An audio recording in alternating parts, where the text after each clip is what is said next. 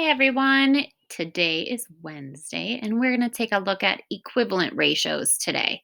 So, an equivalent ratio, remember the word equivalent right here. Equivalent means equal. Okay, so whenever we see the word equivalent, just like when we learned equivalent fractions, it means a ratio that would be equivalent, the same as another ratio, okay? Or a fraction that is the same as another fraction. So equivalent ratios are ratios that have the same value as another ratio. So to get us started today, I'm just gonna move this guy off to the side. We're gonna rewrite our ratios as fractions to help see if they're equivalent. So it says, are the ratios 7 to 14 and 1 to 2 equivalent? So what I would do is I would write these down. Math is always easier when you don't do it all up in your head, okay? So make sure that you have a notebook and a pencil or pen out so that you're able to do your work in the most efficient way possible. So if I look at 7/14 is equal to 1/2 or 1 to 2, I want to think about, is there anything I can do to my larger fraction to get my smaller fraction? So I know that the only thing that I can divide into 7 would be 7. Okay, and it has to be the same number. So if I divide 7 divided by 7, it gets me 1. So now I need to divide by 7 for 14, okay? And I have 14 divided by 7 actually gives me 2. So are these ratios equivalent? Yes, they would be, okay? All right, let's take a look at the second one here. So it says, are the ratios 2 to 1 and 13 to 7 equivalent? Okay, so once again, I'm going to write these down as fractions because that's another way to show a ratio. I'm going to write 2 over 1 is equal, because equivalent means equal, 13 to 7.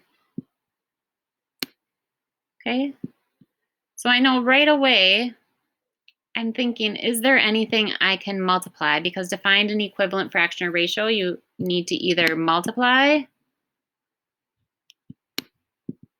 or you need to divide. Okay, that's how we find equivalent numbers. So I know that I can multiply 1 times 7 to get 7. Okay, so that works, but that means I need to also multiply this numerator by 7 as well. And I know 2 times 7 gives me actually 14. Okay, not 13. So are the ratios 2 to 1 and 13 to 7 equivalent? That would be a big fat no. All right, so making sure that you're multiplying or dividing by the same number. All right, let's take a look at the second one. So it says, are the ratios 2 to 3 and 6 to 18 equivalent? So now I'm going to write my 2 to 3 as a fraction. We're going to see if they are equivalent to 6 to 18. Okay? And so now, once again, we need to think about what can I multiply since I'm going from a smaller fraction to a larger fraction. I'm going to be thinking about multiplication. So what can I do to this 2 to get 6? Well, I can count by 2s. 2, 4, 6. Okay, so that's 3 groups. I'm going to multiply by 3 to get 6. But now I must do the same thing to my denominator here. Multiply it by 3. Okay? And so if I go 3 times 3, 3, 6, 9, gives me 9. It does not give me 18. Okay, so this would have to be a 9 in the denominator in order for that to be equivalent. So these are not equivalent. All right, let's move on to our next one. Are the ratios 4 to 6 and 6 to 9 equivalent? Okay, so what I'm going to do again is I'm going to write them as fractions. I have 4 to 6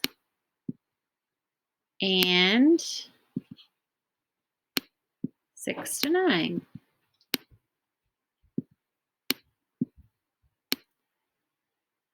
All right, so I need to think about, is there anything I can do to 4 to get 6? If I count by 4s, I have 4, 8. No, there's nothing I can do. And there's nothing I can do to this 6 to get 9. So once again, these are not equivalent. Okay, I'm going to take a look at another one here. So as you go through IXL, they're going to keep giving you tougher ones. So here we're going to take a look at select all the ratios that are equivalent to 8 to 4. Okay, so I'm going to write my 8 to 4 here. It's a fraction. I would write all of these out. And then I'm going to write my first one, 4 to 1. Okay, so that's here. And I'm just going to write these other ones out too, 8 to 4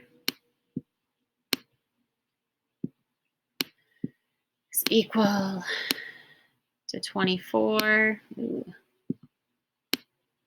over 12. And I hope that you are writing these down as well as we are doing this. And then lastly, 8 to 4 is equal to 27 over 6. All right, so I'm writing those all down, and now I'm going to start. I'm going from 8 to 4, so I know I need to divide by something. Okay, so I can divide. Well, if I look at this one, I know 4 divided by 4 gives me 1, so that's a good starting place anytime you have 1 involved. So I'm going to go divide by 4, gives me 1, but now if I divide 8 divided by 4, 8 divided by 4 actually gives me 2. Okay, so this is not an equivalent ratio. Okay, if it was 2 over 1, that would be equivalent to 8 over 4.